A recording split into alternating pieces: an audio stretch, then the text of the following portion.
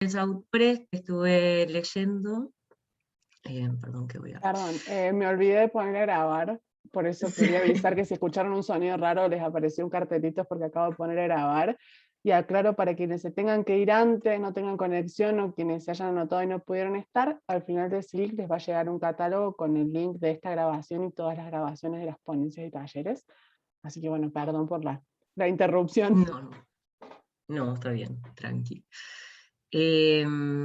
Bueno, hablo desde los proyectos, desde los talleres, de los espacios de debate y desde algunos autores. En el último año estuve leyendo a Remedios Zafra, Paula Sibilia, Donna Haraway, en los tiempos que me quedan para leer, pero básicamente lo que traigo para compartir es más desde mi experiencia y desde lo compartido con muchas personas y muchos proyectos en Buenos Aires y también acá en Valparaíso, ¿no? Y agradezco a SIC por dar un espacio no academicista donde se puedan compartir este tipo de reflexiones.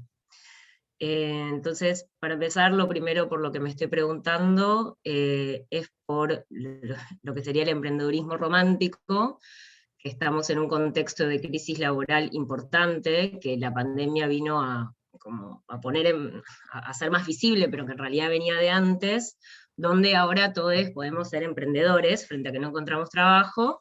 Entonces, bueno, hacemos pan de masa madre, hacemos telares, hacemos bordado, hacemos 1500 cosas, y si no somos capaces de sostenernos económicamente a partir de eso, es nuestra culpa. Es nuestra culpa porque no sabemos vendernos bien, porque no sabemos usar Instagram bien, porque no tenemos un teléfono con la cámara para que nos quede como Pinterest, porque no sabemos de marketing, no sabemos de Excel. Entonces, parecería como que recae en que no somos lo suficientemente, que no estamos vibrando lo suficientemente alto, no estamos trabajando lo suficiente en un mercado laboral muy hostil. Entonces hay algo como de reproducción de una lógica neoliberal de supuesta igualdad, ¿no?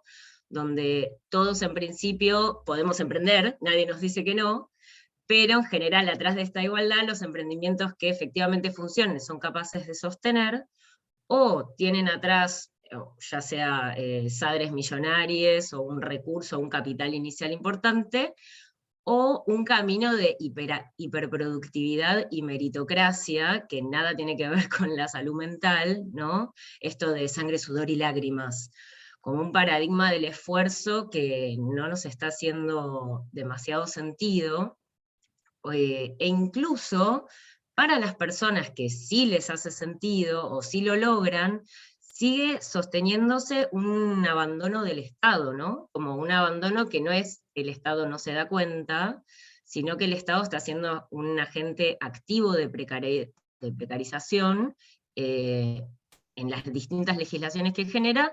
Las más representativas en este momento para mí son el monotributo en Argentina y la boleta de honorarios en Chile, ¿no? Y a esto se le está sumando, en este minuto, una precariedad por parte del capital privado, que ahora uno se tiene que hacer cargo de sus propios medios de producción. Entonces yo me tengo que comprar la computadora, yo me tengo que comprar el celular, yo me tengo que comprar el escáner, yo me tengo que comprar los equipos, yo tengo que pagar Zoom, tengo que pagar internet, tengo que pagar la luz, tengo que montarme una oficina en mi habitación. Entonces se le van sumando nuevas capas de precariedad a este emprendedurismo, eh, que no están correlacionadas con, bueno, pero cobro re bien, ¿no? Porque, no, yo no puedo cobrar muy caro mi trabajo porque no me pueden pagar, porque nadie tiene un peso, porque estamos en un contexto de crisis, entonces tengo que tener los precios bajos. No, yo cobro solo por los materiales, no por el trabajo, porque si no nadie me puede comprar nada. Y eso se traslada a, no, ¿querés venir a mi proyecto? Mira, te puedo pagar un tercio de lo que te debería pagar, pero es lo que puedo hacer porque no tengo más recursos. Entonces empieza a generar como toda una especie de catarata de precarización, y frente a todo este escenario como medio apocalíptico que estamos viviendo a diario, yo entiendo la autogestión como un abrazo, ¿no? Como un espacio de apañe para enfrentar todo este sistema que nos hace ir individual, como que nos hace enfrentarlo individualmente, y en realidad colectivamente empiezan a aparecer distintas estrategias o distintas situaciones humanas de sostén frente a la crisis a la que nos estamos enfrentando. En ese sentido, igual la autogestión, como yo la entiendo, como algo por fuera del sistema laboral, el sistema está permanentemente intentando como coaptarla, intentando también aprender de la autogestión, ¿no? Distintas estrategias para renovarse. En ese sentido, me parece súper importante que dentro de los proyectos estemos todo el tiempo como cuestionando y estando atentos a distintas lógicas que muchas veces se replican sin que nos demos cuenta.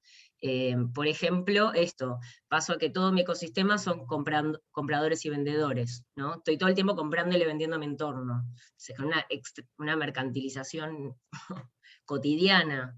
O también otro escenario bien complejo es cuando se empiezan a mercantilizar las ideas que se van construyendo en la calle, ¿no? Y empiezan a entrar en distintos circuitos. Entonces, ¿cómo hacemos para que desde los activismos podamos también pensar una vida digna, ¿no? Y no que sea activo y vivo como dos cosas separadas. Otras cosas que también a veces se dan es el tema del punitivismo entre grupos o intragrupos, y una de las más usuales y que yo, no sé, esto es discutible, pero creo que a mayor cantidad de habitantes la ciudad, más clara es la competitividad, ¿no? Interna y entre grupos. Entonces, ¿cómo hacemos para que desde estos grupos humanos autogestivos podamos lidiar contra todas estas lógicas? La idea sería romper en nuestro corazón la lógica del sistema. Y frente a eso, la autogestión, creo que es un espacio para buscarlo, un espacio que está todo el tiempo buscando una organización no jerárquica. No sé si siempre la encuentra, pero creo que al menos la buscamos, ¿no? Y en ese sentido, en esas búsquedas de otras formas de organización, se van cayendo como ciertos conceptos y ciertas ideas que quizás antes hacían sentido y ahora cada vez menos, ¿no?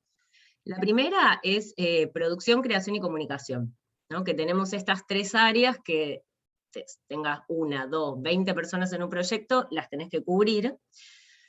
Hay una especie como de imaginario en la que el productor es esta persona que entiende el mercado, entiende Excel, sabe cómo postular a los fondos, ya se cacha todo, es amigo de todo el mundo, entonces presenta, consigue los fondos, ahí le pasa la pelota al artista, que es esta persona expresiva, conectada con sus emociones, que tiene que reducir todo su caudal creativo a los 6 meses de la carta Gantt que le dio el productor, y mientras tanto el equipo de comunicación, canchero, full, que entiende cómo manejarse con prensa, con redes sociales, ¿no? Entonces parece como una especie de Fordismo que va pasando para producir algo, y en la autogestión, yo podría decir que empieza por falta de presupuesto, todos terminamos haciendo todo, ¿no?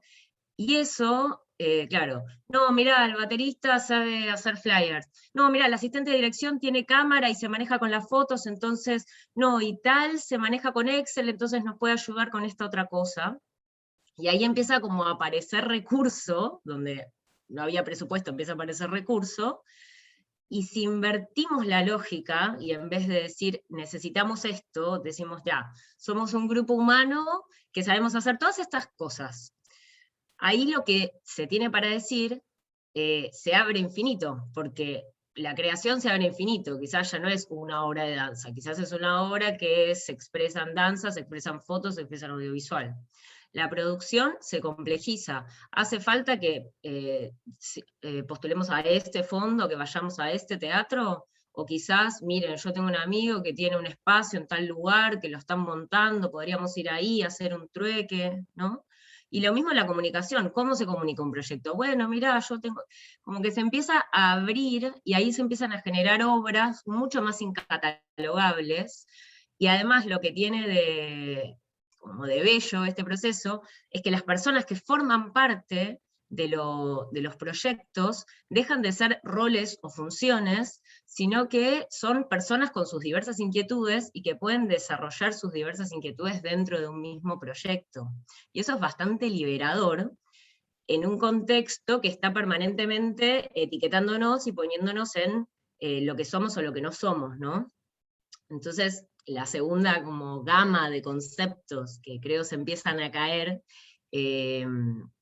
en este paradigma autogestivo, es el de arte, cultura y patrimonio, porque ahora, no, o sos fotógrafo, o sos diseñador, o sos actor, o sos sociólogo, no podés ser las 4 cosas a la vez para el Estado, pero muchas veces esas situaciones se dan, hoy día cada vez más, ¿no?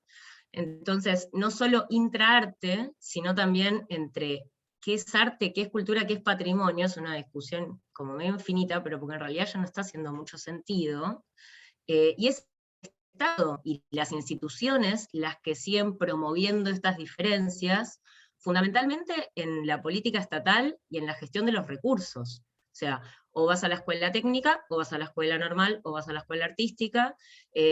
Si haces libretas, podés presentarte al fondo de artesanías, pero no el del libro, y podés probar con el fondo más de industria creativa, pero si haces danza no podés presentarte a ópera, y así sucesivamente uno se va encajonando según el fondo que te conviene, y disciplinas como el deporte, la gastronomía, la programación y la investigación quedan completamente afuera del panorama cuando son quehaceres que tienen muchísimas similitudes con el quehacer artístico, ¿no? Entonces, todo lo que es el sector cultural se empieza a complejizar como esa fragmentación, que en realidad nos lleva como a una meta caída de concepto de esto de artista público, ¿no? De hecho, es el área de comunicación que hace varios años ya nos viene diciendo que la gente necesita interactuar, necesita decir lo que piensa de las cosas, tiene que poder responder, las cosas tienen que ser interactivas, el consumidor ahora es prosumidor, ¿no? Entonces, en todo ese marco, lo que empieza a quedar muy a la vista es que en realidad todos creamos, todos somos creativos, todos podemos hacer cosas bonitas y expresarnos, cada uno en la forma en la que le merezca, y cada territorio tiene formas diferentes de mostrarse, ¿no? De generar y de crear.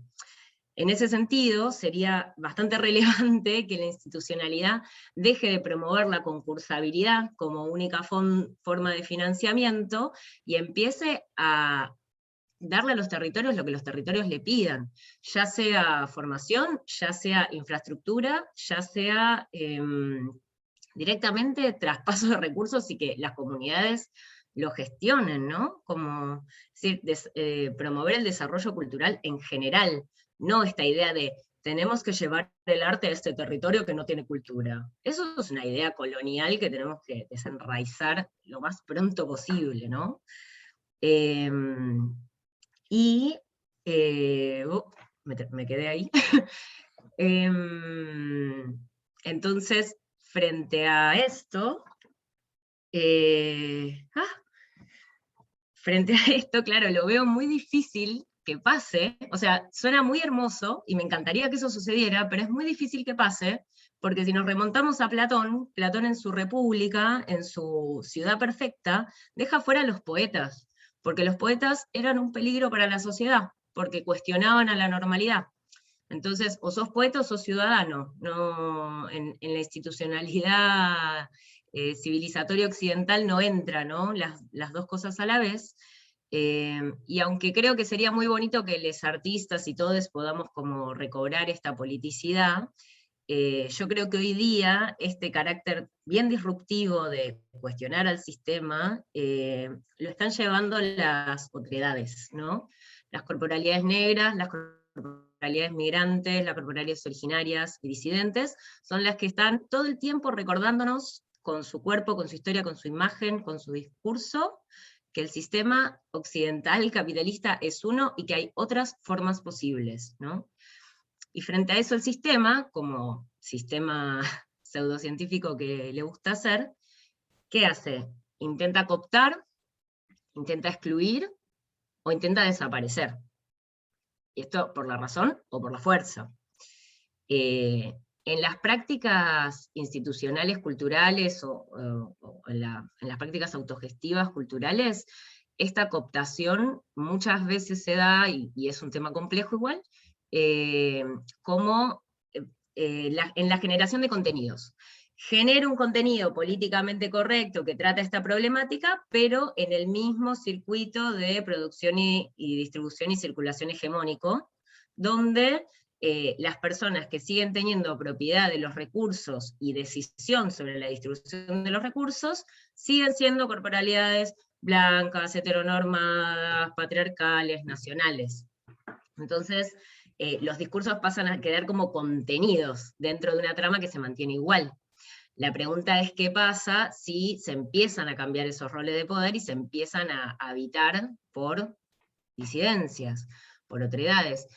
En ese sentido, yo creo que Elisa Loncón, que es la presidenta de la Convención Constituyente de Chile, es un caso interesante para ver las contradicciones que se empiezan a abrir con este tipo de propuestas. Pero al menos se abre una contradicción, ¿no?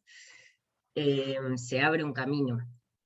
Después hay toda otra serie de prácticas que son más sutiles, que tienen que ver con exclusión, que tienen que ver con subestimación, sobre todo, de excluir a personas porque como no pasaron por todo el camino de la institucionalidad, no serían capaces de, ¿no? Entonces, no, como tal persona no fue a la universidad, no puede ocupar un cargo público porque no sabe, porque no entiende. No, como tal persona no habla bien español, no puede ser vocero, no puede ser el discurso de esto. No, como tal persona no tiene computadora, no puede tener este trabajo. ¿No? Entonces, a este tipo de subestimación le suma también como el no tener en cuenta las violencias cotidianas que están forzadas a habitar estas corporalidades, que van desde ir por la calle, que te vayan gritando cosas, hasta la vulnerabilidad que implica no tener papeles y no poder entrar en el circuito laboral, no poder tener una garantía laboral básica, no poder tener un documento, ¿no? Entonces, frente a todo esto, creo que nuestro desafío, y digo nuestro porque para mí es complejo, porque soy como mujer blanca migrante, entonces es como que un poco sí, un poco no, creo súper importante que podamos, en los espacios que habitamos, dar protagonismo, no solamente en la voz, sino en la voz, en el voto, en la toma de decisiones, en los accionares, en las formas de organizarse, en la forma de vincularse con estos otros paradigmas que justamente lo que permiten es rescatar otros pasados que nos están siendo negados sistemáticamente y poder habilitarnos otros futuros, que el futuro que en este minuto nos está vendiendo el capitalismo occidental, que es Jeff Bezos yéndose a Marte, porque el mundo se va a terminar, entonces nuestra mejor opción es irnos a la estratosfera. Y frente a este apocalipsis, ¿no? Es más fácil pensar el fin del mundo que el fin del capitalismo, en la construcción de futuro, me parece importante que Internet no quede como como propiedad de los grandes poderes actuales que siguen replicando este sistema, ¿no? Creo que hay veces que se genera una reacción entre este futuro distópico virtual y volver a un purismo ancestral con la naturaleza, que es una opción, pero creo que es más interesante al menos, o quizás más complejo, pensar a Internet como un campo de disputa, como cualquier otro campo de disputa dentro de la vida analógica, digamos. En ese sentido, creo que hoy día estamos parados medio en una exigencia, ¿no? Le estamos exigiendo a los monstruos tecnológicos un poco lo que le exigimos al Estado, que sea transparente con lo que hace Google con nuestros datos, que haya libertad de expresión, para que Instagram nos deje mostrar pezones, que haya democratización, que Internet sea accesible. Y frente a eso, que es válido, creo que igual nos merece la construcción de autonomía, de soberanía digital, en este territorio que es súper vasto y amplio, y aunque también se presenta como igualitario, en este minuto hay una desigualdad en los recursos, porque estos monstruos tecnológicos, por un lado, siguen profundizando el modelo extractivista, profundizando a mansalva, ¿no? Esta vez con el litio, y también teniendo como cierto monopolio, no sé si es monopolio, pero gran poder sobre los saberes programáticos, de la programación y de este lenguaje tan complejo. Es decir, Google está con la inteligencia artificial y con un montón de innovaciones y demás y demás y demás, que la lleva para el lado de Google, ¿no? Pero esos saberes, hay todas otras comunidades de hackers y activistas que elaboran estos saberes hacia otros mundos posibles. Es complejo para nosotros, y por nosotros digo quienes no manejamos una alfabetización digital alta, porque primero no podemos dejar, ya, bueno, no, el sistema es horrible, voy a dejar de usar la computadora y voy a tirar mi celular. No es el caso, en este momento sería algo muy precario o muy privilegiado poder prescindir de estos dispositivos, no solo por lo social, sino sobre todo por lo laboral.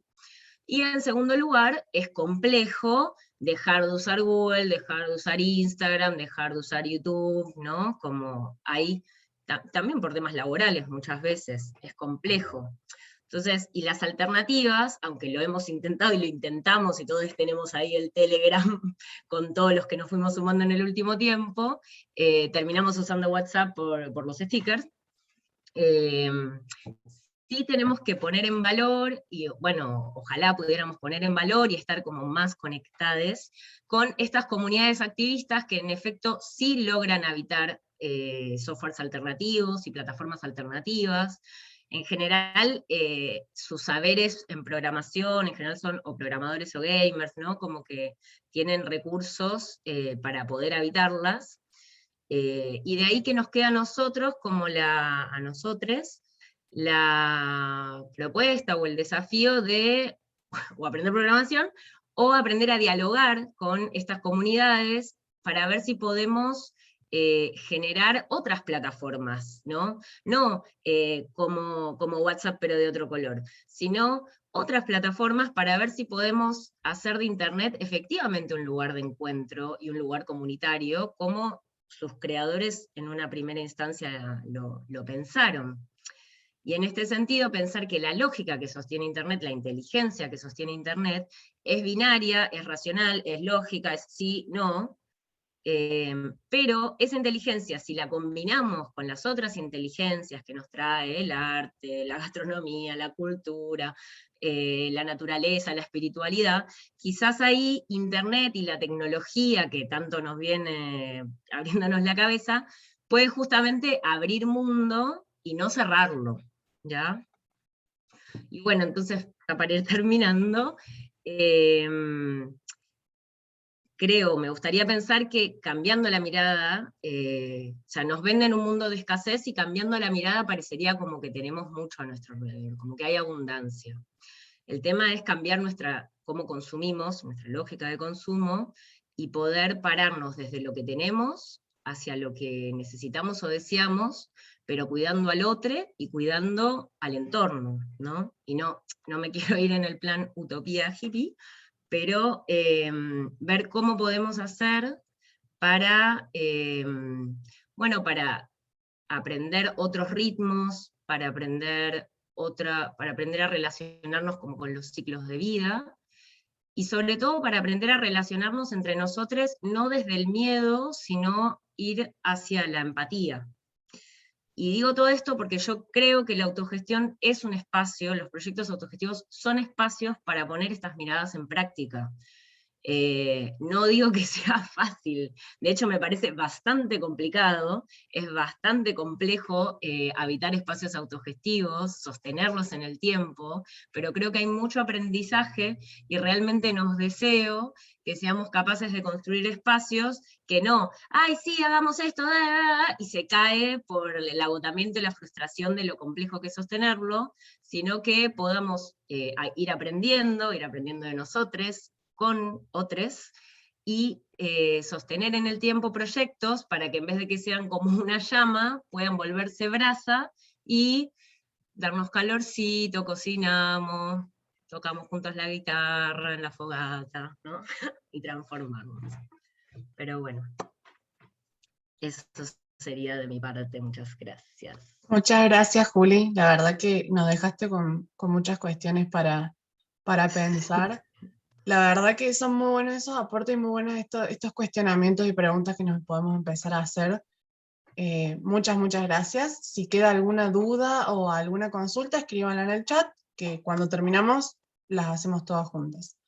Ahora pasamos, perdón que vaya así un poquito rápido, pero tenemos todavía 2 ponentes más. Tenemos a Lourdes ahora. No sé si Lourdes estás, Chini, estás por ahí. Sí, sí, acá estoy. Denme un segundito. Por supuesto, cuando estés lista, el espacio es tuyo. Bueno, es todo un reto para mí venir después de Juli, porque creo que fue súper interesante, Juli, todo lo que compartiste, todo lo que nos comentaste y reflexionamos juntos. Y también porque yo vengo de la misma pregunta y de la misma observación sobre a nivel cultural, la situación laboral, la precariedad, eh, la escasez de recursos y también la frustración de muchos que están hoy en este rubro. Y vengo desde hace muchos años con esa duda, con una sensación de no saber para qué me metí en esto, pero con una convicción de que era por acá y no había otro camino posible en mi vida. Entonces elaboré o inicié como una investigación empírica, así que de nuevo vuelvo sobre las palabras de Juli, de que es muy interesante poder compartir cosas por fuera del academicismo, porque no dejan de ser investigaciones y trabajos lo que estamos haciendo. eh, Elaboré una serie de investigaciones que tienen que ver con preguntas. Sinceramente no tengo casi ninguna respuesta, y no tengo ninguna respuesta, no casi. Sobre esto me gustaría como compartirles estas preguntas, compartirles estas reflexiones, y aprovechar que este es un espacio transversal para que las discutamos, para que las revisemos, y también en algún punto para empezar a comprobar algunas hipótesis que tengo, porque no dejo de tener esa gran duda sobre si sobre lo que estoy avanzando este terreno es firme o no.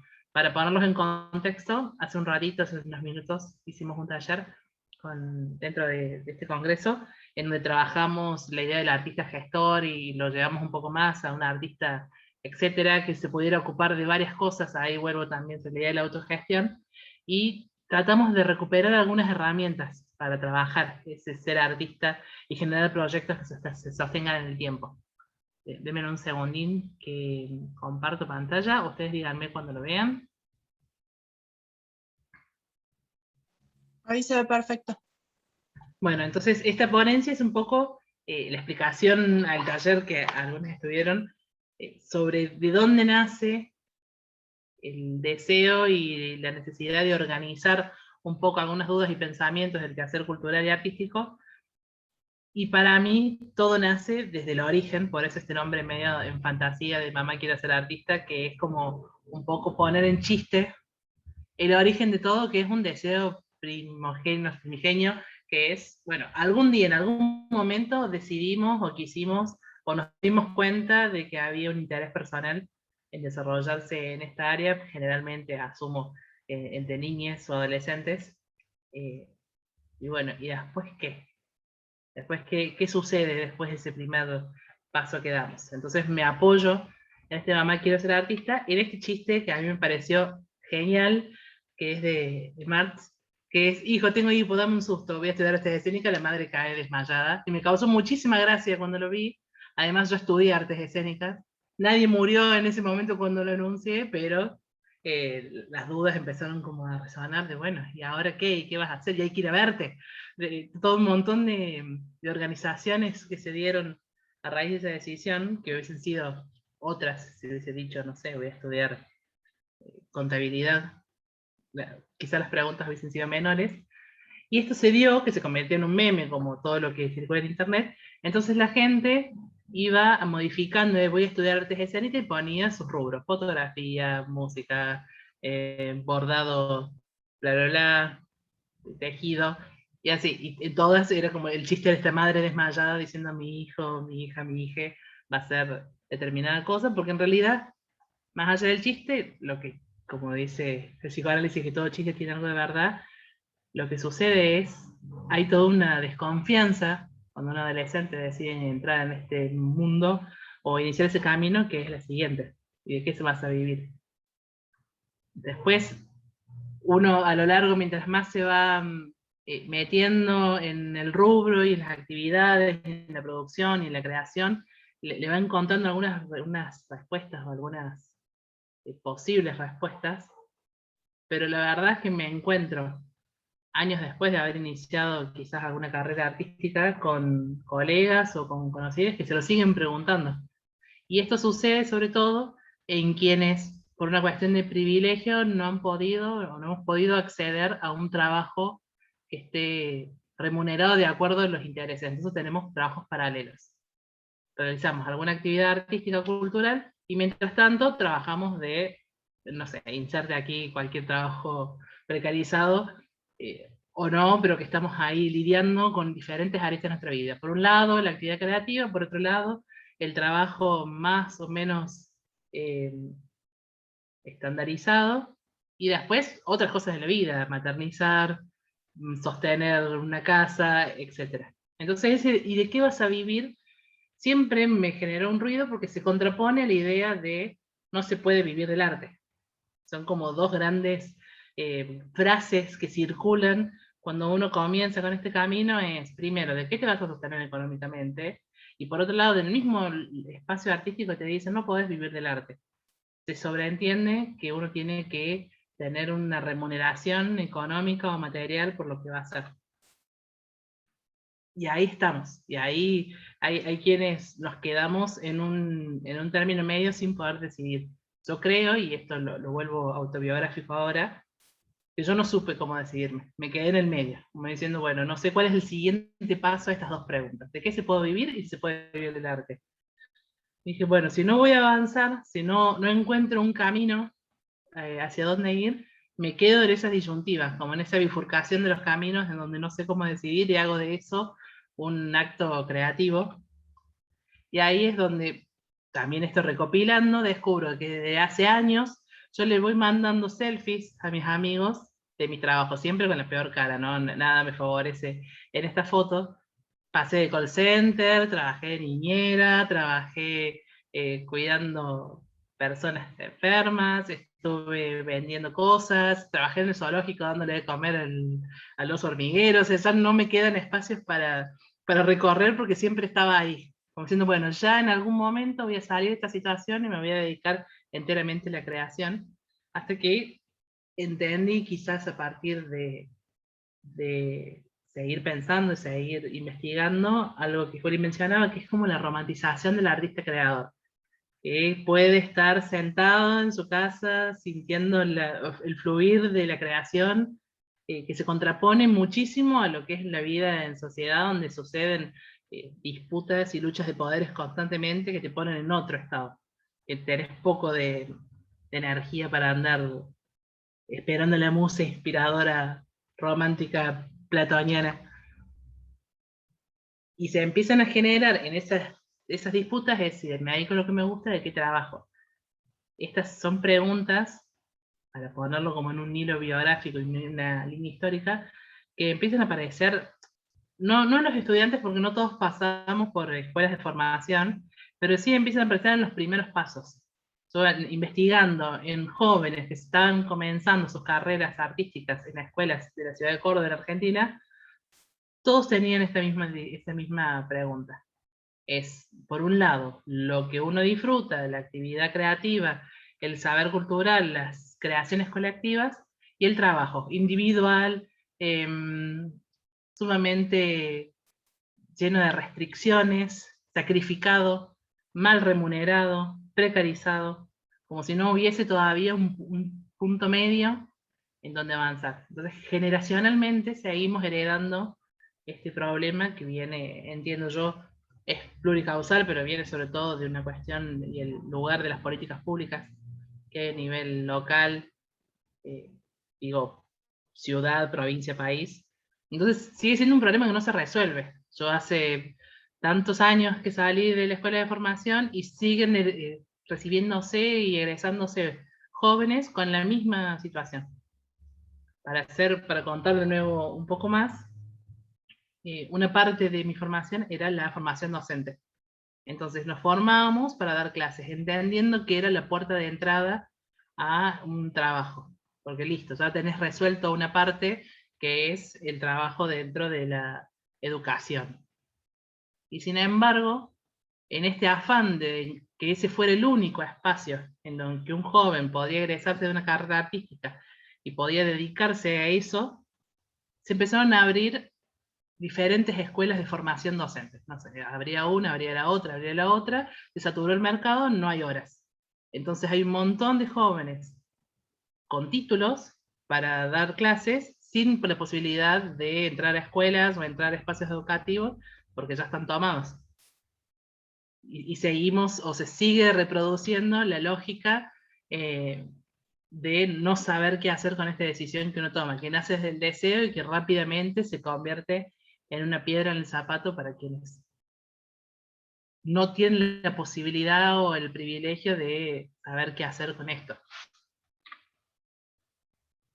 Entonces yo vuelvo a esa fotografía que les estoy relatando de jóvenes, que es, bueno, si algunos pasamos por la universidad, pasamos por la facultad, pasamos por lugares académicos, y esta pregunta es un poco la pregunta más dura y más pesada de toda nuestra formación o del futuro postjuvenil, ¿por qué no está dentro de los programas? O sea, ¿por qué nadie hace algo con esto?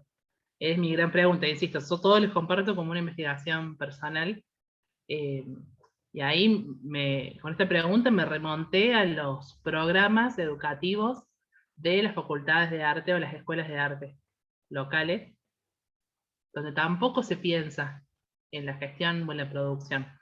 Se asume que el estudiante se va a armar sus propios espacios de aprendizaje por fuera de lo académico, que está muy bueno, digo, seguir aprendiendo, no depender solo de lo académico, pero también se asume que no necesita ninguna de esas herramientas porque las va a heredar de otros grupos antes que eso, y cómo lo resolvieron antes que eso otros espacios, y nada, nadie se encarga de darle como una forma a esa gran duda y expectativa que queda, y bueno, depende de cada uno. Y ya sabemos lo que pasa cuando la lógica del depende de cada uno, y se empiezan a generar desigualdades entre las personas, y tendrás aquellos que lo pueden resolver porque tienen unos aprendizajes más desarrollados, porque tienen los recursos, porque tienen las posibilidades, y aparecen los que no.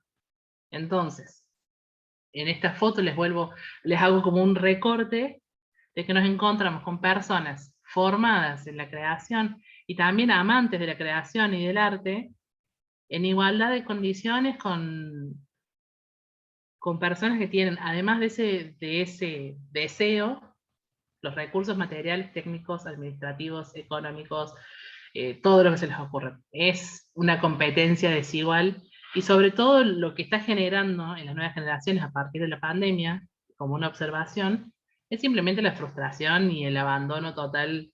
Hay algo de lo emocional y de la salud mental que empieza a ser un problema. Ya no tiene solo que ver con no conseguir un trabajo o no tener la solvencia, sino también un problema que ya llega a problemas de salud mental, a problemas físicos, porque hay una frustración y una sensación de no poder. Nada, esto es, lo que digo es apenas una observación. Estoy segura que todos nos imaginamos hacia dónde va ese tipo de sensaciones y ese tipo de actividades. Vuelvo con estas preguntas, que esto de ganar dinero como artista depende de mí, la meritocracia se vuelve a ser presente. Esto que Juli mencionaba como el emprendedurismo, como una salida, y el que no puede, no puede. Y de nuevo, se generan las situaciones desiguales. Entonces lo veo como un panorama un poco complejo para lo que son las personas deseantes de dedicarse o de desarrollarse en el rubro artístico o cultural. A ver, un segundo.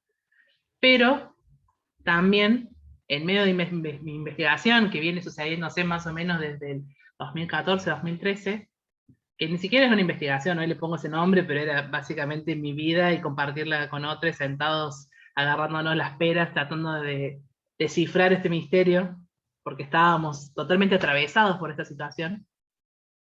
Sucede que aparece esto, la pandemia. La pandemia, con un montón de cuestiones que ya conocemos. La cultura tiene la digitalización, porque tiene que seguir subsistiendo cuando estamos todos encerrados en casa. Aparecen también las restricciones, entonces ya los territorios empiezan a tener cada uno una realidad diferente. No en todos lados estamos pasándole igual, no es lo mismo un lugar más hacia el interior, lejos de las ciudades, que las ciudades mismas. Empieza a aparecer también una diferencia con respecto a la vacunación. No todos estamos vacunados, no todos quieren también. Quienes pueden acceder a una vida al aire libre, porque tienen un sistema inmunológico, bla, bla, bla, y quienes no deben todavía seguir en la restricción, quedarse en sus casas. Con respecto, por ejemplo, al público, vuelven algunas actividades culturales, ya en este 2021, pero sin embargo no están indicadas para personas de riesgo, es decir, personas con asma, con problemas cardíacos. Entonces, en los espacios culturales no están todos. Hay todavía mucha gente que no puede acceder, ya no por cuestiones de traslado, cuestiones económicas, sino también por cuestiones de la situación y de su propio cuerpo. Entonces ya la situación se vuelve todavía más compleja. Yo ya a esta altura, nada, llorando en mi cama, diciendo esto no tiene solución, totalmente desmotivada, pero observando que algo se está moviendo, y sobre todo poniendo el ojo, vuelvo sobre esto, en las generaciones más jóvenes, que están las mismas preguntas heredadas de qué hacer con este saber y qué hacer con este deseo, y ahora con la sensación de que hay una puerta que se abre a partir de la digitalización de la cultura. Es decir, pareciera que ahora que toda la cultura pasa por Instagram, pasa por YouTube, las generaciones más jóvenes que la tienen un poco más clara, porque son nativos digitales, encuentran un punto de contacto y bueno, tienen otra capacidad. Entonces ya hay como bueno, un respiro, como si ahí estuviera la panacea.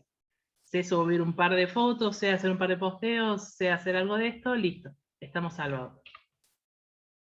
Pero aparece la situación también que tenga que ver como que Internet nos atraviesa y es realmente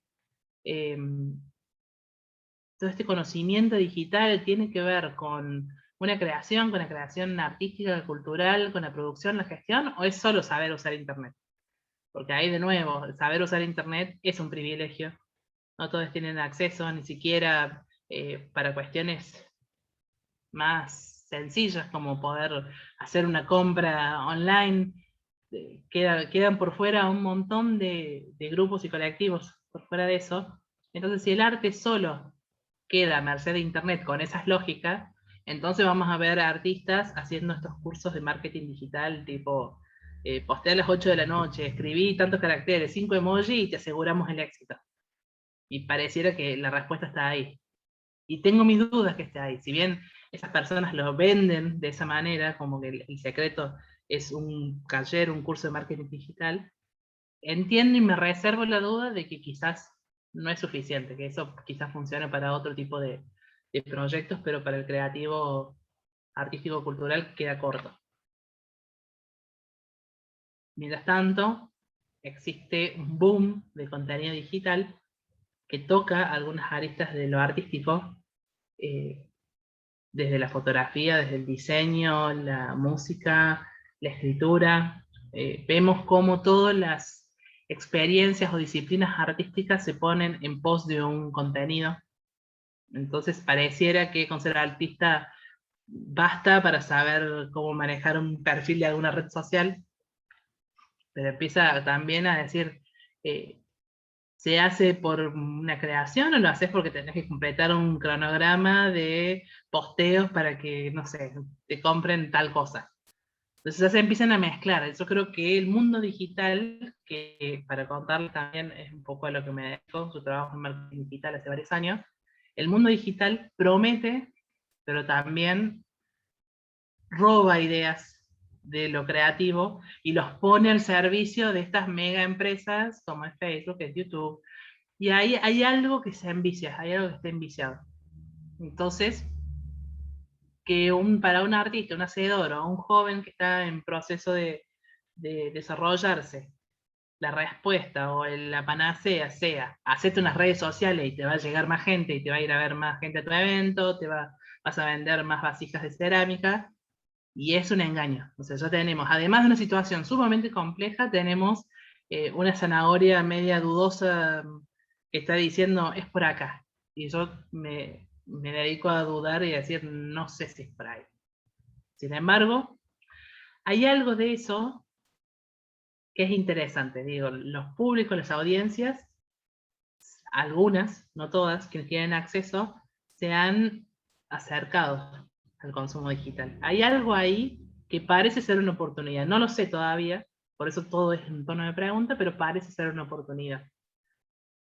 Que de repente, por ejemplo, haya personas que disfrutan de las artes escénicas filmadas, grabadas, habrá puristas que digan, no, eso no es teatro, pero también hay personas que, insisto, todavía no pueden salir de sus casas por una situación sanitaria.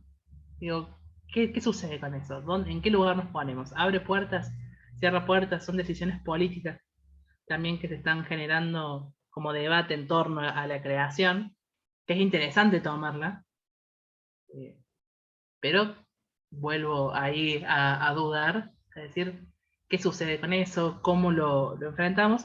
Y ahí es donde yo avanzo un poco más y les quiero mostrar una breve hipótesis, pero no es nada acabado, sino que lo traigo acá a esta ponencia y me obligo a traerla con miedo y un poco de nervios para decir, estuve pensando en esto, no sé si esta es la respuesta, pero es mi aporte a esa respuesta, que es pensar en esto. Les cuento sobre Fenómeno, que es mi proyecto, en donde hacemos una mixtura entre gestión cultural, arte y marketing digital, entendiendo que es necesario primero la interdisciplinariedad para abordar este fenómeno, justamente, por eso tiene ese nombre, en donde la gestión cultural nos va a aportar un montón de formas de estructurar y de pensar no solo el trabajo creativo, sino también ponerlo en las lógicas del territorio, incorporar otras formas de pensar lo cultural, no solamente llevado a las bellas artes, no es cultura solo escribir, pintar, hacer música, mixturarlo con otras disciplinas. Me pone muy contento, Juli, que hayas nombrado la gastronomía como una posibilidad de la cultura también, porque me parece que ese es el punto hacia donde tenemos que seguir ampliando miradas y sumando otras formas de hacer. El arte, por supuesto, pensando como en los actos creativos de desarrollo, y sumando el marketing digital, pero con pinzas. Y acá es donde digo, no es completamente el marketing digital enseñado en cápsulas de videos y sumando números, restando cosas y haciendo Excel, sino pensando qué parte de toda esa lógica nos permite potenciar el mundo del trabajo sin perder la mirada sobre, o sin volvernos ni capacitistas, ni ir hacia los lugares de privilegio y seguir reproduciendo las lógicas hegemónicas de comunicación. Por eso digo, es con pinzas, porque no deja de ser una utopía, por más que tenga nombre y tenga forma, digo, ¿se podrá realmente pensar otras formas de hacer esto que estamos potenciando? Entonces, la idea es armar Fenómeno como un espacio para pensar estrategias para artistas y proyectos creativos, y también herramientas para potenciar la cultura desde la nueva realidad, que es la de hoy, pandémica, en donde, insisto, que para mí lo que más me atraviesa y nos atraviesa a muchos es ya no poder volver a habitar ciertos lugares que habitábamos dentro de lo cultural. Entonces, para muchos es una realidad que lo cultural se va a volver virtual, hasta la posibilidad de estar seguros para salir, porque si no es entre elegir cultura, arte o la muerte, no sé, qué sé yo, se empiezan a generar unos discursos muy complejos de llevar. Y digo, hoy esto sucede para algunos, también hay otros que no tienen un mango, ni siquiera un peso para poder trasladarse. Yo vivo en una ciudad que es concéntrica, entonces todas las actividades culturales están en el centro y hacia las afueras cada vez hay menos posibilidades o actividades artísticas. Digo, nos empiezan a atravesar un montón de situaciones en esta nueva realidad, que la cultura se está empezando a volver un privilegio. Entonces, bueno, la idea de Fenómeno es no solo pensar estrategias para los artistas y los proyectos creativos, para que se apropien de la posibilidad de sostenerse en el tiempo, sin caer en la mentira del marketing digital, pero aprovechándolo a su favor, y también de la gestión cultural, que es mucho más que hacer un curso de creación de carpetas, ir un poco más hacia el corazón de ese rubro, y también para pensar herramientas que potencien la cultura desde esta nueva realidad. Mi idea es que este es un espacio colectivo, que si bien no hay una respuesta si podemos vivir del arte, si haya una forma de diseñar herramientas juntos, que lo hagamos a partir de grupos interdisciplinarios, a partir de encuentros. Este es el primer encuentro en donde yo traigo algunas herramientas con la intención de desarmarlas y ver qué sirve y qué no, y que sea el mismo colectivo el que decida hacia dónde quiere crecer y cómo vamos a responder esta pregunta si podemos vivir del arte. Finalmente, el único tip o chapita que traigo que creo que es positivo es robar, en el mejor de los términos, robar de otras disciplinas aquello que les funciona para seguir potenciándolas y hacerlas propias. Entonces yo me robo del mundo tecnológico, que está en su boom, en su mejor momento, robo la idea de hacer de las metodologías ágiles. Digo, me las llevo y las voy a trabajar desde el área cultural, para que hacer proyectos culturales no sea la aventura de tu vida, sino que trabajemos en ciclos más cortos, en donde hagamos, probemos, establezcamos un vínculo, sobre todo con nosotros, que nos den devoluciones, que podamos avanzar, podamos mejorar y seguir haciendo. Entonces que la acción y el hacer sea un sinfín continuo, en donde no sé si vamos a resolver el problema estructural, social, cultural, de que los proyectos creativos y artísticos no tienen una salida laboral concreta.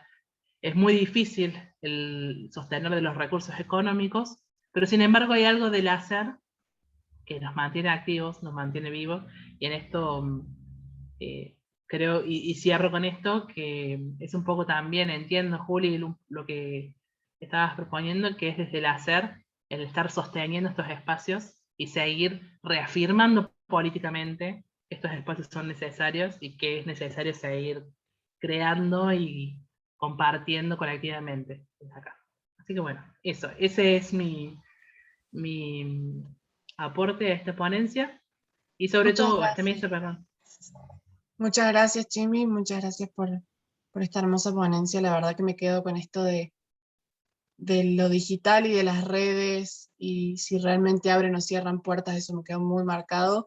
Y lo mismo que Juli, la cuestión de pensarnos como hacedores de proyectos culturales o como artistas, donde nos encontramos en estas estructuras culturales y qué es lo que hay que cambiar de esas estructuras para que sean más inclusivas y estén para todo el mundo. Ahora pasamos a Horacio, no sé si estás por ahí, si estás listo. Acá estoy. Perfecto, bueno, hola Horacio, bienvenido. Vos te sumaste un poquito más tarde, para quienes no lo vieron, él es el tercer ponente, el que les comentaba que se iba a sumar un ratito más tarde. Así que bueno, Horacio y sus compañeros, ese espacio es suyo.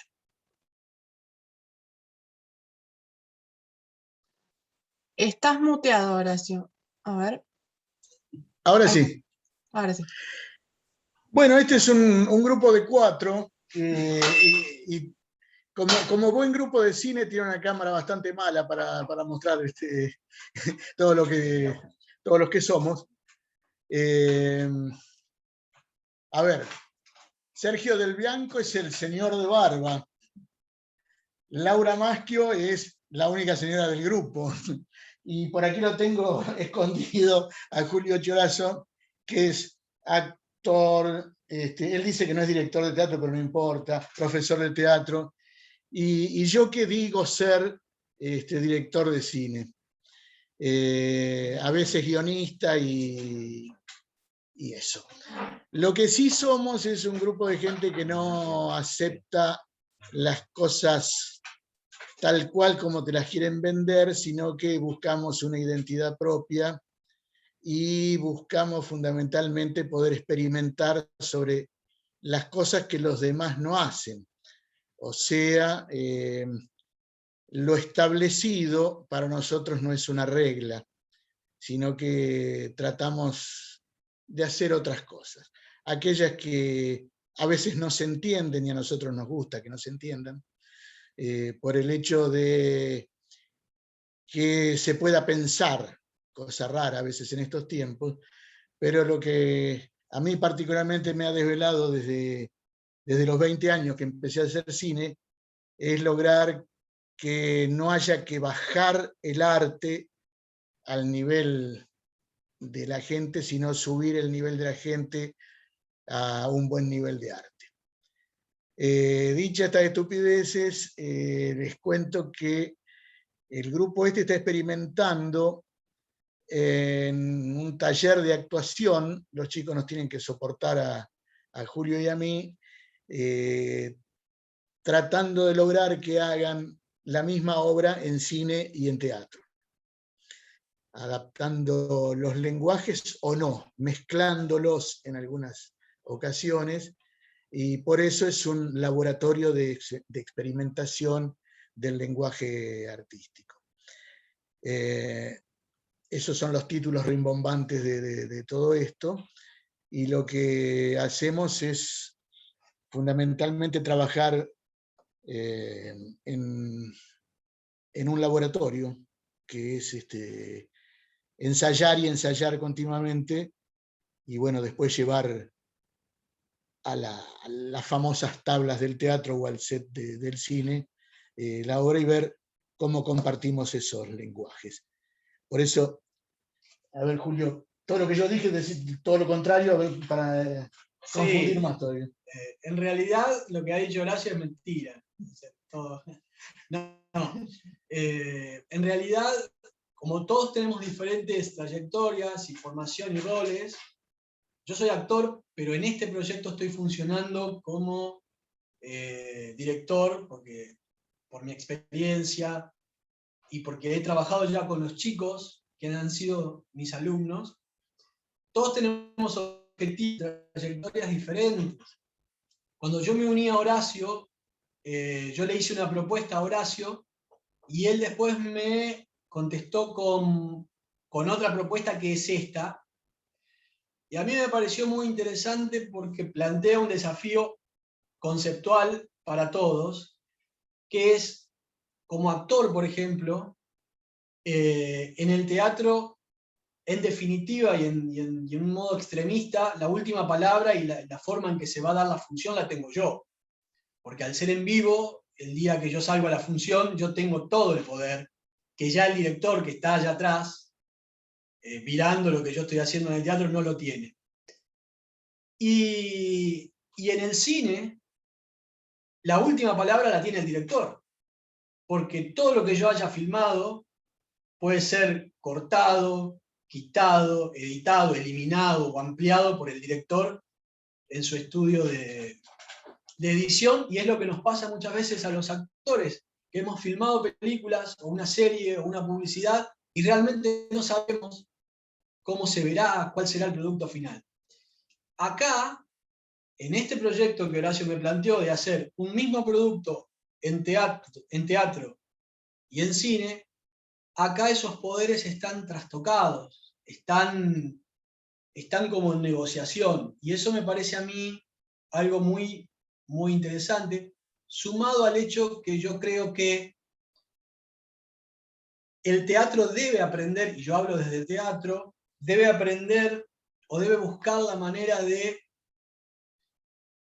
encontrar un camino más allá de lo que es el teatro hoy y que vincule con las nuevas tecnologías, con las nuevas necesidades de expectación de la gente, con las nuevas formas del mundo, que por ejemplo el cine y la televisión han encontrado un camino intermedio con este famoso Netflix y estas cuestiones, que por ahí yo no comparto tanto, y algunos sí y otros no, pero al teatro todavía le falta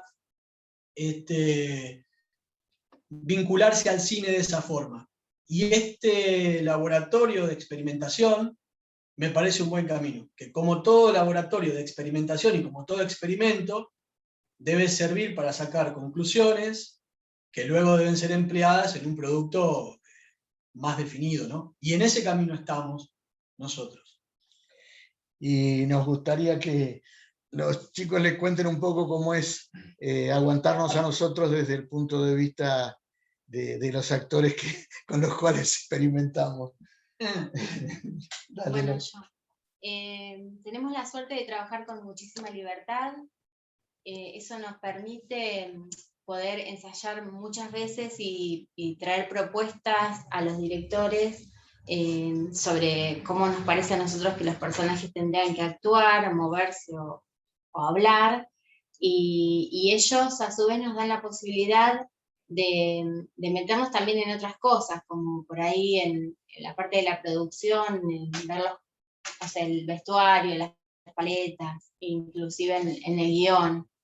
Entonces, bueno, esta libertad y esta confianza que tenemos también como grupo nos permite, por ahí, como decía Julio, están un poco trastocados los roles y poder ir metiéndonos también nosotros en nuestra parte de actores, pero también él por ahí, que es el guionista, nos da la posibilidad de meternos también en el guión, entonces es como que entre todos vamos construyendo, ¿no? Tal cual, sí, coincido, me sumo a las palabras de Laura. A mí me parece importante este proyecto. Si bien hemos realizado con Laura trabajos, o sea, como actores o actrices en obras de teatro y en cine, es mi primera vez, o es nuestra primera vez de hacer sobre una base de un mismo texto, un mismo guión, hacerlo en versión cine y teatro. Si bien uno conoce el lenguaje del cine, conoce el lenguaje del teatro, a mí no me ha pasado de hacerlo con el mismo texto. Y un poco como para, no sé, sumar, o sea, vos ya dijiste todo. Bueno, la experiencia es muy buena, y lo que me encanta, como dijo Laura, es que si bien mi función es en este grupo, o sea, trabajo como actor, también tenemos la libertad con Laura de opinar, de hacer comentarios respecto de la edición, respecto de la música, de la paleta de colores, de modificar el texto. No sé, a ver. Y es súper enriquecedor tener la mirada del cine cuando ensayamos. Horacio está mirando con su ojo, que es una cámara, que conviene para el cine, y Julio, desde su visión del teatro, está viendo qué conviene para el teatro. Entonces es como que... Y ahí vienen las sesiones que tenemos que hacer, que yo tengo que hacer desde el punto de vista que el teatro ceda algo en virtud de las posibilidades del cine, y que el cine ceda algo para que el teatro no pierda su identidad. Y ese me parece que también es una de las que por ahí en todas producciones surgen problemáticas o desafíos, que a veces no tienen que ver tanto con lo que va a pasar en escena, sino que tiene que ver con la producción, o que tienen que ver con los presupuestos, o que tienen que ver con los temas legales, o con las autorizaciones, o con el equipamiento. Y acá se suma un problema más a todos esos, que es qué podemos ceder cada uno para no perder identidad, y para que lo que el director de cine quiere ver en su película, y lo que el director de teatro estima que necesita su obra, congenien en un mismo producto que sea identificable en teatro y que sea identificable en cine. Me parece que esa es el punto de quiebre a partir de donde tenemos que empezar a trabajar, y lo estamos haciendo. Para que se den cuenta un poco de la locura de esto, yo estoy dentro del escenario de teatro, armo mi set de cine, o sea que uso prácticamente el mismo ámbito, pero con una visión diferente, o sea, metiendo las cámaras como nunca se verían en el teatro. O sea, cuando vos ves una obra de teatro por televisión, normalmente ves una cámara fija, que es como si fuera un espectador. Nosotros estamos, o lo que yo pretendo, es filmar la obra de teatro con lenguaje cinematográfico desde adentro del escenario, y metiéndome en el medio de los actores. Pero a su vez, los actores deben tener algún tipo de lenguaje cinematográfico, porque van a estar o están en un escenario evidentemente de teatro, porque no se ha intentado disimular que el escenario es de teatro, pero sabemos que hay un código, y hay unas distancias, y hay una gestualidad propia del cine. Entonces, todo esto, por momentos, se vuelve la masa crítica que nosotros debemos resolver como directores y ellos como actores. Yo creo que ya confundimos bastante, es más, creo que hasta nosotros estamos con una idea totalmente diferente a la que arrancamos, o sea que por ahí si alguno quiere preguntar algo como para hacerlo más dinámico, nosotros abiertos. Nosotros, Horacio, teníamos pensado ir dejando las preguntas de las 3 ponencias para el final, pero yo tenía ganas de preguntarte si no nos querés contar un poco de qué trata este proyecto que ustedes están trabajando en este laboratorio, de qué trata la historia, más o menos como para ver si vamos entendiendo un poquito más por dónde va el mensaje que ustedes quieren transmitir. Bueno, nosotros estamos trabajando hoy con 2 obras. Una que nació como obra cinematográfica y que después se va a convertir en obra de teatro, y otra que nace como obra de teatro y que después se va a convertir en una película también. La primera es la historia de una mujer que rompe un espejo porque no le gusta lo que le devuelve el espejo, no como imagen de belleza o de fealdad, sino como lo que te devuelve el espejo, la cara que das y la cara que tenés. Esa historia nace como historia de cine y en algún momento la transformación va a ir a qué pasará en obra de teatro. Y después estamos haciendo una adaptación de Paternoster que nace como obra de teatro y y también la estamos adaptando a cine. Esa es la idea. La misma obra con 2 lenguajes o con lenguajes mezclados. Por eso es una experimentación y un laboratorio. Porque el lenguaje cinematográfico de los actores de cine se va a ver mezclado con el lenguaje teatral. Y lo mismo, el lenguaje cinematográfico de la película en sí va a estar mezclado con lo que es el lenguaje teatral. Esa es la esencia de la cosa. Bueno, suena increíble, ya me están dando ganas de ver el resultado de ese laboratorio.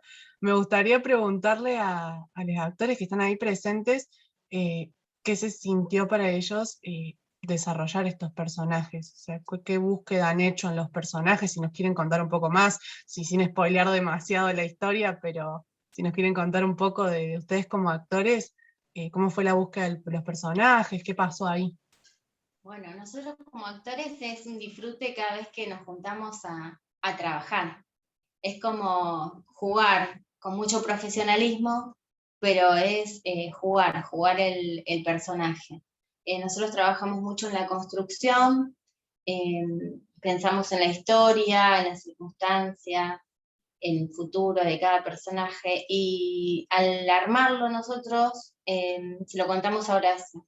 Y Horacio siempre agarra un poquito de eso que nosotros pensamos y lo agrega en el guión, así que como que es un ida y vuelta y nos vamos enriqueciendo. Él nos da el guión que pensó, por ejemplo en el caso de la obra que es la que surge como producto de cine, para después convertirse también en teatro, que es la que él escribió. Él nos muestra el guión, nosotros lo leemos y bueno, trabajamos con todo lo que él nos cuenta del personaje, y lo que no está en el guión lo pensamos nosotros, ¿no? Y en ese pensar y escribir desarrollando a nuestro personaje, cuando se lo devolvemos, él lo toma y lo agrega. Entonces es como ir enriqueciéndonos. ¿A vos te pasa lo mismo? Sí, en el caso de Invisible, o sea, cómo construye uno el personaje, o sea, le preguntamos bastante a Horacio, porque Horacio escribió ese texto, entonces, bueno, las preguntas siempre fueron, o sea, ¿qué te imaginabas vos respecto de esta persona o de la otra? Entonces uno va construyendo el personaje y después le pregunta a él y lo hablamos entre los 4, porque a veces vamos cambiando. Ahí, en el caso de Invisible, a mí es como que me llevó más tiempo preparar el personaje respecto de Paternoster, porque en Paternoster es un texto de Jacobo, ¿es? Sí. O sea, en el libro, en el texto, ya dice bastante del personaje. En Paternoster yo hago el papel de Bernardo, voz de Amalia. Es la historia, por si no la conocen, es la historia de un joven artista que alquila una habitación a una pareja de adultos. Es un relato brutal. Y esta pareja de adultos trata de que esta persona, este joven artista, lleve un poco la forma de vivir de ellos y lo quieren meter en el mundo de ellos. En realidad, el chico vive en una casa, le sobra lugar, alquila una de las habitaciones y llega esta pareja que, bueno, no es por spoilear porque la obra es muy conocida, terminan siendo dos asesinos que van de pensión en pensión, matando, descuartizando y llevando. El desafío de Paternoster, desde el origen como obra de teatro, y quienes estén aquí y tengan relación con el teatro saben que en el teatro es muy difícil crear esta historia del miedo. La sensación del miedo, del terror, del suspenso, es lo más difícil en teatro. Y esta obra se basa absolutamente en eso. Por eso es la obra que disfrutará un poco de las conclusiones que hayamos sacado y es la obra que va disfrutando de las conclusiones que vamos sacando con Invisible, que es el primer experimento, que es más corto, que es menos pretencioso en cuanto a duración y en cuanto a trama de la historia, pero es la que nos permite ir indagando en este nuevo camino.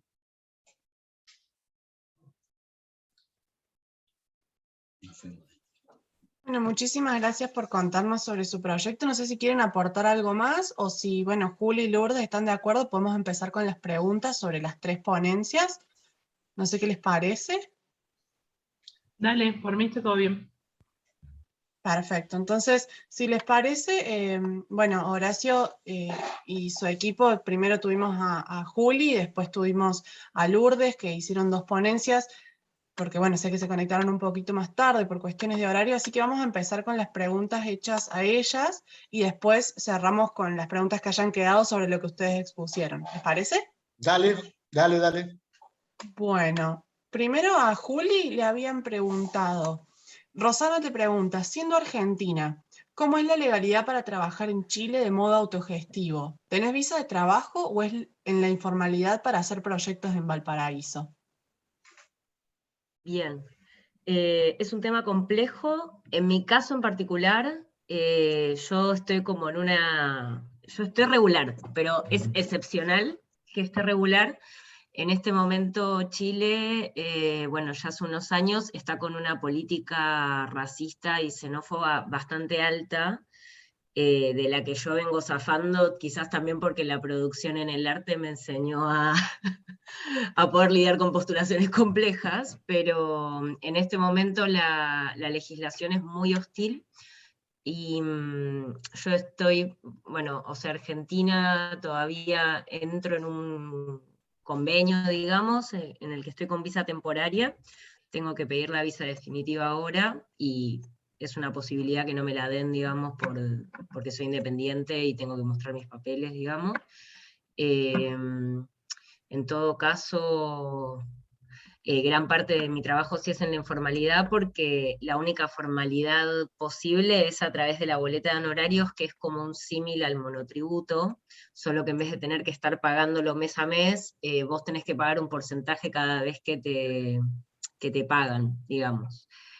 Que lo puede pagar o vos o tu empleador, depende de qué tan buena onda sea tu empleador, lo paga el empleador o lo tenés que pagar vos. Sin embargo, hay muchas actividades que se manejan en la informalidad. Entonces, por eso también es una vulneración extra hacia las personas migrantes, que si después vos estás trabajando, por ejemplo, en mi caso, yo hace 3 años que estoy trabajando en gran parte en la informalidad, entonces a la hora de pedir regularidad no tengo como papeles que digan que yo haya trabajado. Entonces se te va como generando esa catarata. Debo reconocer que igual justo acá en Chile hay un programa que es para artistas migrantes que va a contramano de toda la voluntad política gubernamental actual, que intenta apañar e intenta apoyar un poco a la comunidad migrante, y yo también colaboro activamente, bueno, colaboro lo más que puedo con la Brigada Migrante Feminista, que también me ha permitido tener como los recursos, o sea, la regularidad se consigue por el apañe de las redes de migrantes. No hay ninguna institucionalidad que te ayude a regularizarte. De hecho, todo lo contrario. No hay prácticamente personas trabajando en extranjería. Entonces es más bien a través de redes de otros migrantes que te van diciendo, no, tenés que bajarte este papel, no, tenés que ir a tal lugar, no, mira, pasame lo que te pase, se lo paso a mi amigo que tiene un amigo que tiene la psicóloga, que es amigo de uno que trabaja en extranjería y te hago pasar la situación. Pero en ese sentido, bueno, por eso para mí fue todo un aprendizaje pasar a ser migrante y aprender cómo es trabajar la cultura desde ahí, y cómo el Estado solamente me reconoce acá en Chile como migrante. O sea, yo si postulo a los fondos concursables como proyecto de danza, no quedo porque soy migrante. Pero si postulo al fondo Línea Migrante, haciendo una oda al mate y al folclore argentino de La Pampa, ahí sí soy reconocida. Entonces, eso es bien complejo, por ejemplo, para mí que estoy en espacios no todos con otros migrantes, es como que ahí estoy invalidada. O estoy con mi comunidad argentina o no estoy para Chile.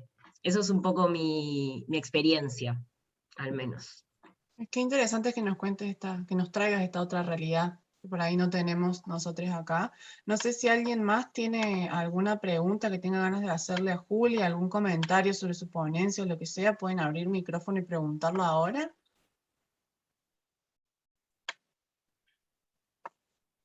Si no, bueno, pasamos a la pregunta que te hicieron a vos, Jimmy. Te preguntaron, Rodrigo pregunta, también podríamos pensar, bueno, es un comentario, dice, podríamos pensar a las nuevas estructuras digitales como una nueva forma de ayudar para la formación de públicos y hacerlo más dinámico. Sí, ahí le hice trampa y la leí antes. Pero ahí para contarte, Rodrigo, este proyecto empezó siendo un proyecto de formación de públicos, pero lo que descubrí es que digitalmente los públicos son muy exigentes, porque la competencia es aún más desleal, porque competimos con productos digitales de otra calidad y de otros recursos, digo Netflix. YouTube y todos los contenidos. Entonces me pareció más interesante apoyar a los artistas a que desarrollen, o a todo proyecto creativo en realidad, que desarrolle un trabajo de creación que se vaya acercando lentamente hacia los públicos y no al revés, porque si no la vara era altísima. Había que producir con mucha más expectativa de lo que se produce fuera del online. Pero bueno, está ahí en proceso, hay que ver que la idea es que haya más proyectos creativos online, por lo menos en el corto plazo, y ver cómo los públicos lo van recibiendo. Y qué pasa con esa exigencia, que parece que en Internet, o por lo menos en todo lo digital, se exige una calidad que es solo gente con muchos recursos lo puede resolver. Y bueno, veremos. Gracias, Lourdes. Juli, te han hecho otra pregunta ahora y dice, ¿podés comentarnos cuáles son los trabajos que vos has hecho allá en Chile? Sí. Acá en Chile, bueno, me acordé un poco de Chimi porque cuando llegué acá tuve que como pasar por los oficios que no había pasado en Buenos Aires, como ser mesera, bueno, acá se le dice garzona, todo un año, mientras iba como construyendo los contactos. Yo formo parte de una compañía de danza en la producción y como intérprete que se llama Compañía Hilo Rojo. Colaboro con la Brigada Migrante Feminista desde que llegué.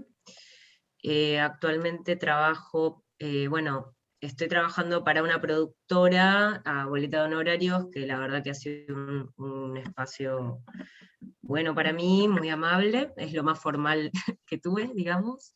Que actualmente estamos trabajando en un proyecto que se llama Mediamorfosis, que igual es latinoamericano y tiene su sede en Argentina también. Y vivo y habito en una casa cultural comunitaria que se llama La Finca, y además doy talleres y laboratorios de gestión. Y a veces también descanso y hago esas cosas.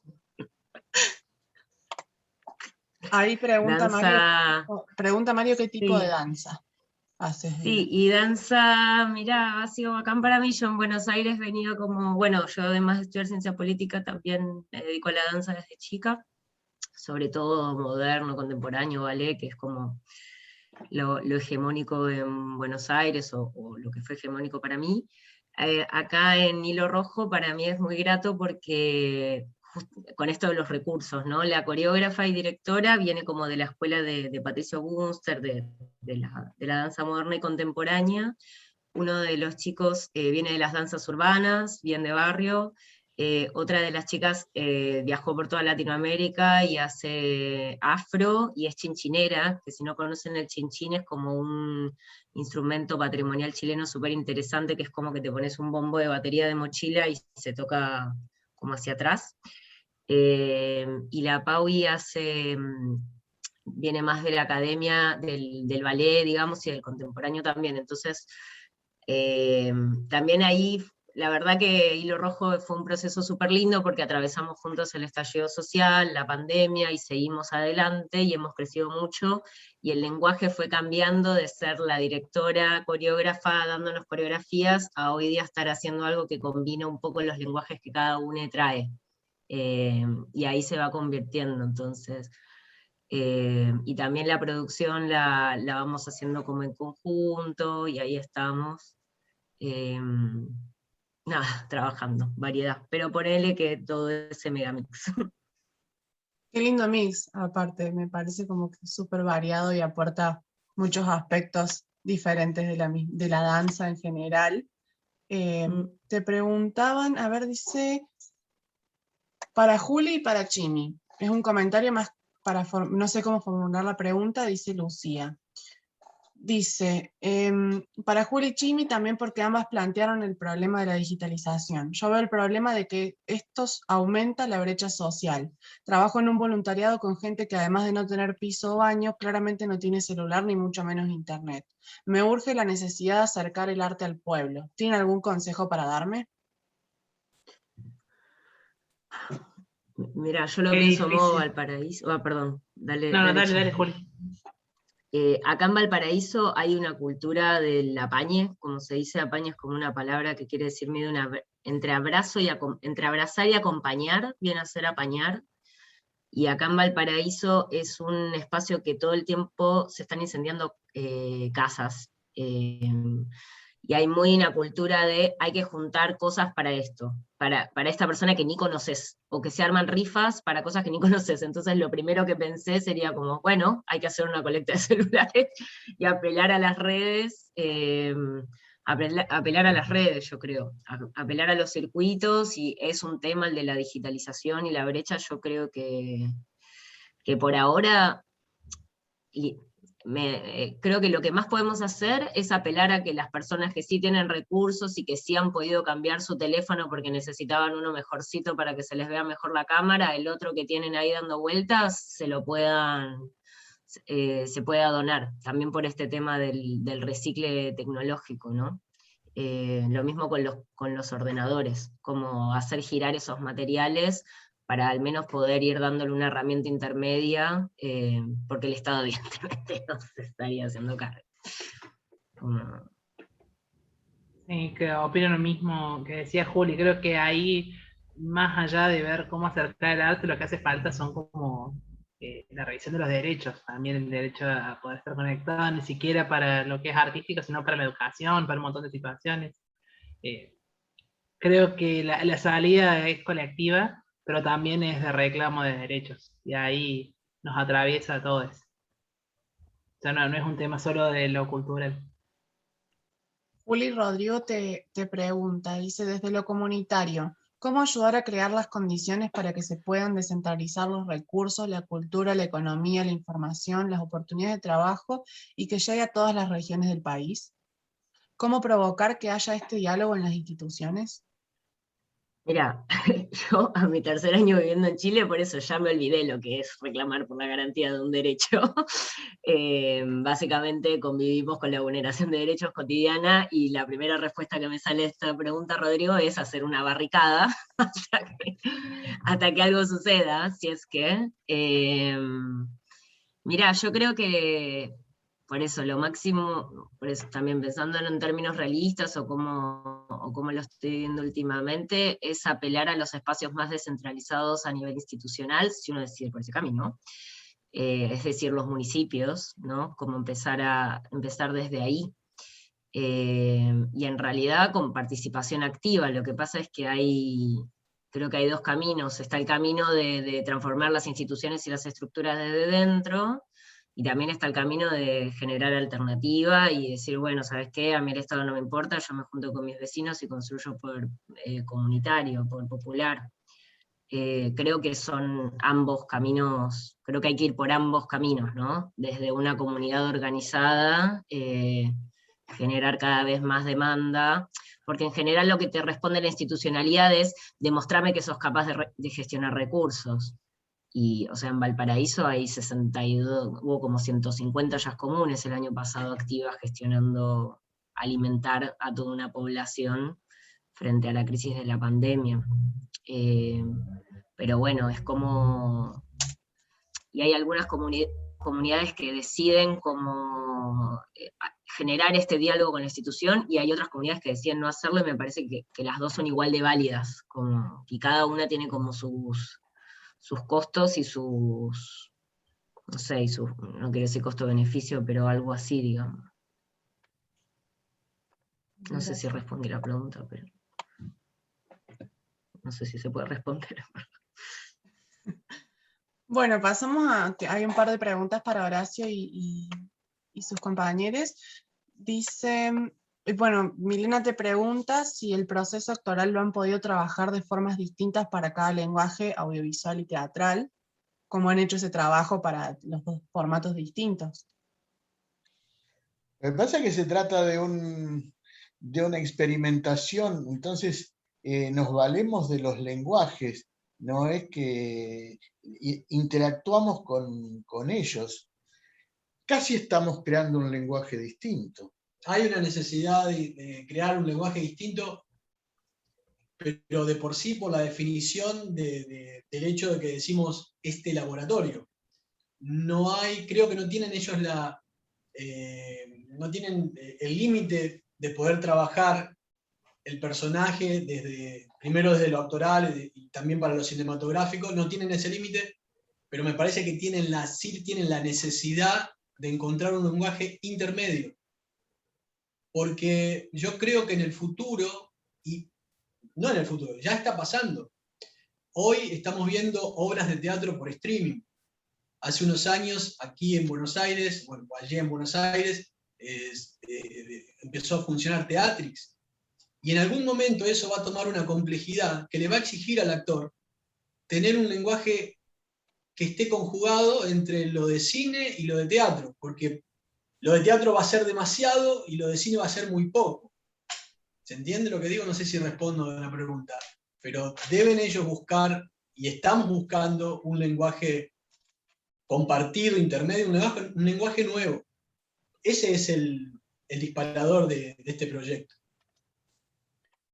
Buenísimo. Rosana les pregunta ¿a qué público se dirige el proyecto que están trabajando en el laboratorio? En realidad, el público se va a generar solo. Nosotros no trabajamos para un tipo de público. Todo aquel que... Nosotros vamos a ir al público. O sea, a mí no me... Lo que me lleva es tratar de llegar con las cosas a la gente en el lugar donde está la gente.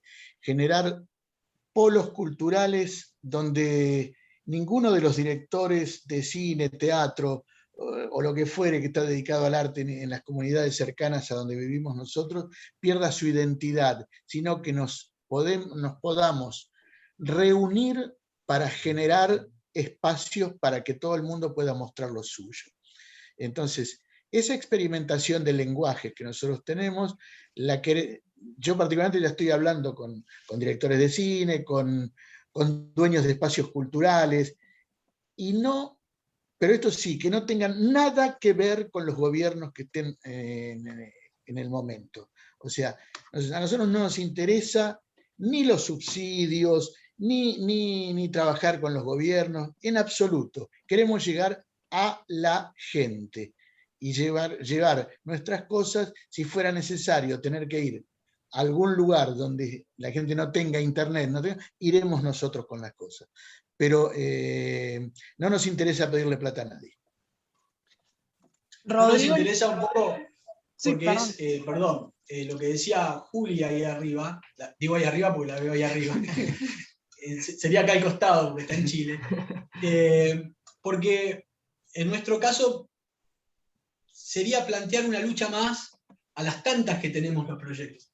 Y yo estoy tan cansado de perder esas luchas en más de 25 años de teatro, que un poco he renunciado a eso. Pero yo sí tengo un consejo para dar en ese sentido, y si vale, es que cuando tengan un proyecto, avancen con el proyecto, vayan con, suponete si tenés un proyecto donde incluís a 17 personas, actores, bailarines, todo, armalo, empezá y después presentate en la oficina con esas 17 personas. Yo he comprobado que a los organismos les cuesta mucho más encontrarse porque la mayoría de esta gente no conoce nada. No sabe ni con quién están hablando, ni sus necesidades, ni todo lo que cuesta, ni los sueños que uno pone detrás. Entonces, presentate con las 17 personas en la oficina y decir, mirá, ya empezamos, somos 17 y consumimos sándwiches, compramos, qué sé yo. Ponemos en marcha un mecanismo, porque cuando vos ensayás, gana el plata, la sala de ensayos, el kiosco que te vende la gaseosa, el que te vende la ropa, la costurera que te cose, la chica que te pinta los zapatos, digamos, todos ganan. Entonces voy a decirle, mirá, somos 17 y estamos poniendo en marcha una maquinaria que genera ingresos, poquitos, pero ingresos para 60 o 70 personas. Decinos qué tenemos que hacer para que nos digas que sí. Si vos te los llevás por delante, ellos, que en general están escondidos detrás de un montón de papeles, se quedan, por lo menos tienen menos respuestas. Vas a tener algo a favor que si vas con algo que de decir, mirá, yo tengo la idea de hacer esto. No, llévatelos por delante, entrá a la oficina, y si tenés que hablar con alguien que no sea de ahí y es amigo de alguien, y hablalo. No tengas ese figurito de el canal formal es este y yo bajo de internet este formulario, no. Presentate en el lugar, buscá la oficina, caele, decirle, mirá, no me pude conectar por internet, vinimos los 17. Les va a costar más, de verdad les digo, les va a costar mucho más.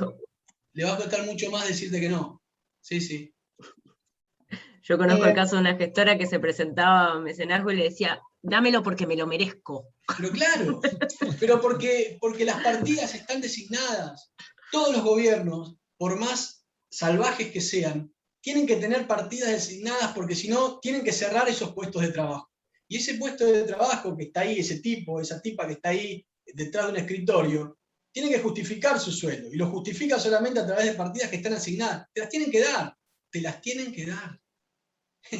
Y además, ningún gobierno tiene que ser superhabilitario. Digo, tener superávit. Puede tener déficit, si ese déficit va a parar a cuestiones como estos proyectos. No está mal que un gobierno se meta en deudas por estas cuestiones. No siempre los números tienen que cerrar. A veces no cierran, casi nunca cierran. Lo que no pueden cerrar son los proyectos. Esta es la realidad. Rodrigo les preguntaba, ¿hasta qué momento o en qué momento la interpretación del teatro se muta a lo cinematográfico? ¿Cuál es la indicación del director y cómo es la dirección de actores de cine que se maneja en este laboratorio y qué tanto se mutan las características para llevarse al teatro y viceversa? Complicada. Si yo lo supiera, estaría en Hollywood, pero yo lo que le pido a los actores, vos pensás que en un escenario de teatro yo me meto con la cámara, y los molesto terriblemente porque ellos que creían estar libres y que se pueden mover libremente en el escenario, no lo van a hacer más porque van a tener una cámara que se les mete encima. Yo lo que les pido es que sigan manejando el lenguaje cinematográfico, pero que sepan que tienen la cámara, el lenguaje teatral, pero tienen la cámara metida a medio centímetro. Eso es todo una variante, vamos viendo escena por escena prácticamente hacia dónde queremos ir, y como en el cine tenemos la posibilidad de hacerlo de nuevo, de repetirlo 10.000 veces, el lenguaje se va, es como que va fluyendo a través del ensayo. Nosotros lo que sí te garantizo es que ensayamos todo lo necesario antes de llegar a filmar.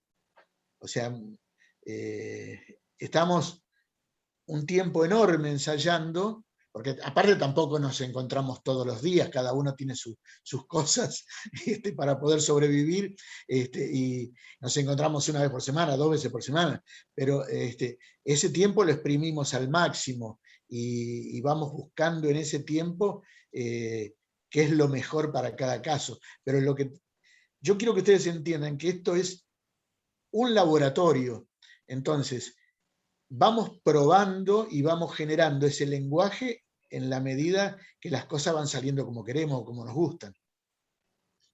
Justo con eso que venías explicando, Horacio, Daniel les pregunta que cómo hacen para manejar el tema de la cuarta pared, teniendo que mezclar lo teatral con lo cinematográfico. Bueno, yo en el cine utilizo una calle de iluminación que me permite normalmente trabajar las oscuridades o los claroscuros, y después lo hago en la edición. Vos sabés que en la edición hoy se pueden hacer milagros, vos podés sacar gente de la película si querés. O sea que entre el croma y las calles de luces me las arreglo.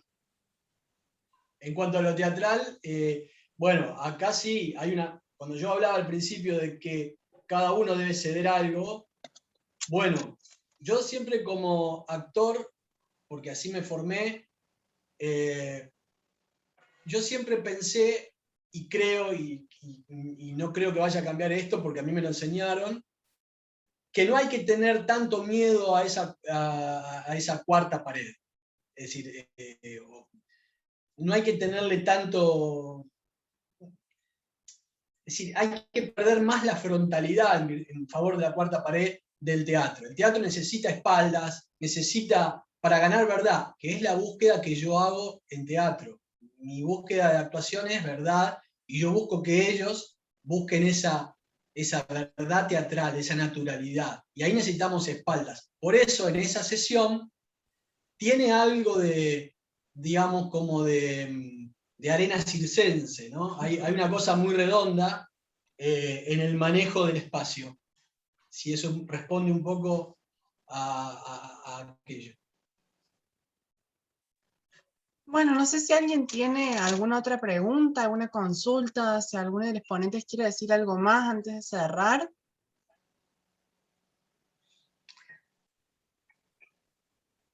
¿No? Agradecer el espacio. Re lindo poder compartir. Sí, es cierto. Creo que si hay algo interesante de todo esto es que en una época como la que estamos viviendo, donde estamos medio encerrados, y justamente el proyecto nuestro es un proyecto de pandemia, porque entre los 4 generamos una burbuja, sabemos cómo estamos, o sea, nos tenemos confianza entre los 4 porque sabemos cómo nos cuidamos, y casi que vivimos juntos. Pero bueno, lo interesante es poder encontrar gente de distintos lugares del país, o como en tu caso que no estás en el país, pero que sos de las nuestras igual, y poder intercambiar cosas, ideas, escuchar. No hay cosa más interesante que escuchar a alguien que no está de acuerdo con uno, porque es del único que aprendés. O sea, si vos escuchás exclusivamente aquel que dice lo mismo que vos, no te enseña nada, porque ya lo sabés. Entonces, escuchar ponencias con las que uno a veces hasta no está totalmente de acuerdo, pero mira, lo que dijo, a mí esto me sirve el 10%, pero me sirve, se lo saco, me lo robo y lo uso. Pero bueno, yo lo que creo que tenemos que estar a disposición todos, en el sentido de, bueno, los chicos tienen nuestros mails y cosas por el estilo, el que necesite algo, yo no tengo ningún problema en que me llamen, me escriban y entre todos juntaremos una respuesta, si es que la tenemos, y pasaremos información. Esto no es una caja negra cerrada donde tenemos algo que vamos a hacer nosotros y nadie se tiene que enterar, porque si nadie se enterara no cumpliríamos con el proyecto de sacarla a la luz. Así que todo este tipo de actividades nos parecen espectaculares para poder fundamentalmente conocernos. Bueno, más que nada agradecerles, Juli, Horacio y sus compañeros y Lourdes por estar acá presentes y por habernos iluminado con tantas cuestiones con sus charlas y habernos comentado tantas cosas nuevas. Me quedo con un resumen de las 3 ponencias de cuestionarnos las prácticas culturales en las que estamos y la sociedad que nos rodea y todas estas cosas que nos dejan disconformes y empezar a accionar para cambiarlas y para crear una nueva cultura y una nueva industria. Bueno, les recuerdo para quienes no se hayan anotado que todavía nos queda el día de mañana, tenemos 2 mesas más de ponencias. Una a las 10 de la mañana, que es la tercera mesa de otras formas, y otra a las 7 de la tarde, que es la segunda mesa de dialécticas disruptivas. Reitero por las dudas para quienes se hayan anotado en el taller de Agostina, que por cuestiones personales que nos exceden, ella no va a estar dando el taller que se daba a las 4 de la tarde, se suspende su taller. Y el sábado de la mañana vamos a estar teniendo un debate donde vamos a hablar sobre el futuro de nuestra cultura y vamos a estar retomando un montón de cositas que hayan salido en las ponencias y en los talleres durante todos estos días de CIIC. Así que bueno, de nuevo muchas gracias a los ponentes y muchas gracias a las personas que se han inscrito y que están acá todavía a esta hora compartiendo. Agradecidos desde Cultura Triple Impacto y desde CIIC por formar parte. Gracias. Hasta mañana. Chau, chau, gracias.